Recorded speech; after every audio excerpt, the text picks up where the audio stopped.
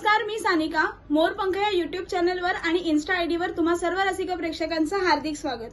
30 दिवस 30 कविता शाळेतल्या आठवणीत रमवणाऱ्याच्या आजच्या भागात मी तुमच्या समोर घेऊन आली आहे श्रीद इनामदार यांनी लिहिलेली ऋण ही कविता.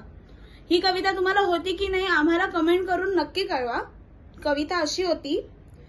तुझ्या शेतात राबून माझी सरली हयात, नको करू हेटाळणी आता उतार वयात. नाही राजा ओढवत चार पाऊले नांगर, नको बोलूस वंगाळ नको म्हणूस डंगर.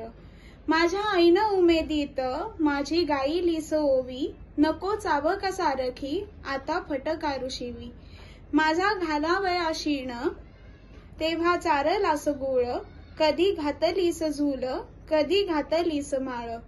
अशा गोड आठवणी त्याचे करीत रवंथ, मला मरण येऊ दे तुझे कुशल चिंतित.